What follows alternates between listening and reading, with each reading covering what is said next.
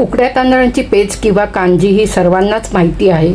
कधी अशक्त वाटलं किंवा ताप आला असेल तर शरीरात ताकद येण्यासाठी हीच पेज बनवली जाते। ही पेज कोकणामध्ये सकाळी नाश्ता म्हणून खातात आणि सोबत कुठलीही भाजी किंवा सुकट असते। सुकट म्हणजे सुकी मच्छीचा कुठलाही प्रकार असतो। सीजन असेल तर सोबत आंबा किंवा कैरी खातात। तर ही पेज आणि सोबत चवळीच्या शेंगांची भाजी मी तुमच्या सोबत शेअर करणार आहे। तर मी श्रावणीज होम किचन मध्ये तुमचं मनापासून स्वागत करते। चला तर मग रेसिपीला सुरू करू। हे उकडे तांदूळ आहेत, असे हे लालसर असतात आणि हे पॉलिश केलेले नसतात। त्याला तब्येतीला खूप चांगले असतात। कोकणामध्ये ह्याची सकाळी 10-11च्या वेळेला ह्याची पेज बनवली जाते। सोबत वालाची भाजी किंवा बरोबर आंबा कैरी असं काहीतरी खाल्लं जातं। ही त्यांची न्याहारी असते। पेजेबरोबर कुठलीही भाजी करतात, जास्त करून वालीची भाजी जास्त करतात। त्याला उकडे तांदूळ म्हणतात। हे जे आपले रेग्युलर तांदूळ आहेत त्याला सुरई तांदूळ म्हणतात। नेहमी वापरतो ते तांदूळ आहे।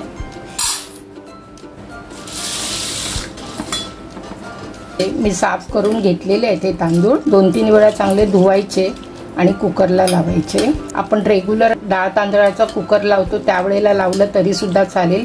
मग 3 शिटीमध्ये होऊन जातं। आणि जर समजा वेगळे आपल्याला लावायचे असेल तर 5 शिट्या लावायच्या, कारण हे तांदूळ शिजले पाहिजे। जर तुम्हाला लवकर हवं असेल तर हे तांदूळ थोडे मिक्सरला थोडेसे बारीक करून आपण कुकरला लावू शकतो। तांदूळ मी चांगले धुतलेले आहेत। मी आता कुकरला लावते। आता ह्यामध्ये जेवढे तांदूळ आहेत त्याच्या 3 पट आपल्याला पाणी घालायचं आहे। कमी पाणी घातलं तर मग तो भात होणार। आपल्याला पेज बनवायची आहे, पेज किंवा कांजी बनवायची आहे। त्यासाठी थोडं पाणी आपल्याला जास्त घालायला लागणार।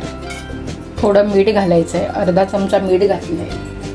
आता झाकण लावून ह्याच्या 5 शिट्या करून घ्यायच्या आणि पेज तयार करायची। या वालीच्या शेंगा आहेत, या अशा या लांब असतात, ह्या आता मोडायच्या आहेत।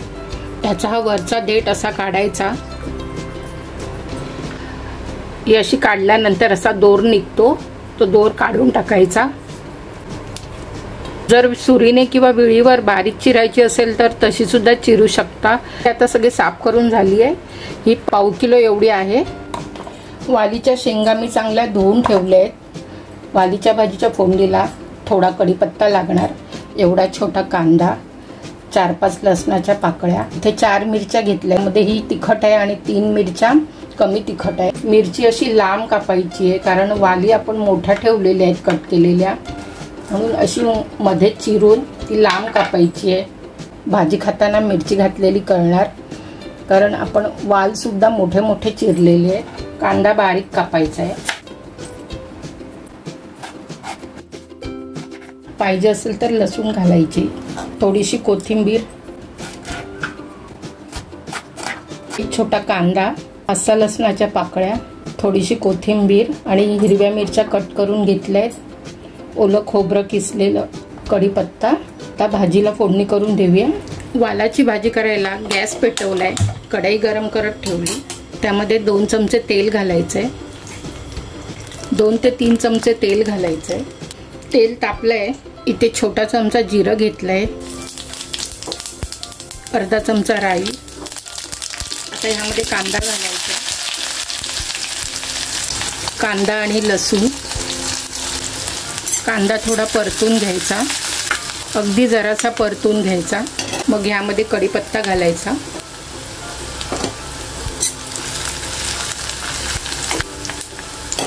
कढीपत्ता परतवल्यानंतर हिरवी मिरची घालायची, ती पण परतवून घ्यायची। थोडीशी हळद घालायची, हळद नाही घातली तरी सुद्धा चालते। काही ठिकाणी ह्या भाजीमध्ये हळद घालत नाही, अशीच करतात। आणि लसूण सुद्धा पाहिजे असेल तर घालायची, नाही घातली तरी सुद्धा चालते। ही अशीच बनवली जाते, जास्त त्याच्यामध्ये तेल वगैरे काही असं घातलं जात नाही। कमी तेलामध्ये सुद्धा ही भाजी खूप छान होते। आता ही चिरलेली भाजी घालायची आणि 2 मिनिटं चांगली परतून घ्यायची। आणि ही भाजी वाफेवरच शिजवायची आहे, पाणी वगैरे अजिबात घालायचं नाही। झाकण लावून वर पाणी ठेवायचं आहे, त्यावरतीच शिजवायची आहे। आता ह्यावर झाकण लावायचं आहे आणि झाकणावर पाणी ठेवायचं आहे। गॅसची फ्लेम मीडियम ठेवायची आहे। मीडियम फ्लेमवरती ही भाजी शिजवायची आहे। 2 मिनिटांनी पुन्हा झाकण उघडून चेक करायची आहे। पुन्हा ढवळून झाकण लावून वर पाणी ठेवायचं आहे। पुन्हा मी दुसऱ्या वेळेला झाकण काढते। आता ह्यामध्ये मीठ घालायचं आहे। मीठ 1 छोटा चमचा घातला आहे। चवीप्रमाणे घाला। मीठ नंतरच घालायचं आहे, आधी घालायचं नाही आहे। अर्धी भाजी शिजली की मीठ घालायचं। आता ही भाजी अशीच झाकण न लावता शिजायला ठेवायची। गॅसची फ्लेम बारीक ठेवायची आहे। ह्यामध्ये अर्धा चमचा साखर घालायची आहे। साखर ऑप्शनल आहे। साखर घातल्याने भाजीचा उग्रसपणा निघून जातो। साखर घातल्याने त्या भाजीची चव पण छान लागते। कांदा पण शिजलेला आहे आणि भाजी पण शिजलेली आहे। आता ह्यामध्ये खोबरं घालते मी। वरून चिरलेली कोथिंबीर घालायची। वालीची भाजी किंवा चवळीच्या शेंगांची भाजी आपली तयार झाली आहे। एकदम फळफळीत झाली आहे, चिकट पण झालेली नाही आहे। तुम्ही सुद्धा अशी भाजी करून बघा। उकड्या तांदळाच्या पेजेबरोबर ही भाजी खूप छान लागते। आता मी गॅस बंद करते।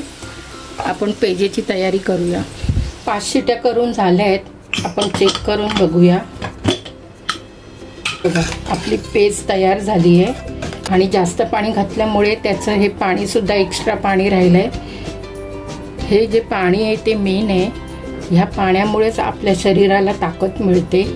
ताप आला असेल तरी सुद्धा ही नुसती पेज आणि हा पेजेचा निवड म्हणजे हे पेजेचं पाणी हे जरी खाल्लं तरी खूप ताकद मिळते। तर ही आपली पेज तयार झाली आहे आणि आपली भाजी सुद्धा तयार आहे। सर्व करून घेऊया। उकड्या तांदळाची पेस्ट तयार आहे। महिन्यातून एकदा तरी अशी बनवून बघा। सोबत चवळीच्या शेंगांची भाजी किंवा कुठलीही भाजी बनवा। भाजीवर खोबरं पेरायचं आहे। सोबत आंबा किंवा आंबट कैरीवर लाल तिखट घालायचं। असा आहार तुम्ही नक्की एकदा करून बघा। व्हिडिओ आवडला तर लाईक, शेअर, सबस्क्राईब करा। बेल आयकन क्लिक करा। माझी रेसिपी बघितल्याबद्दल धन्यवाद।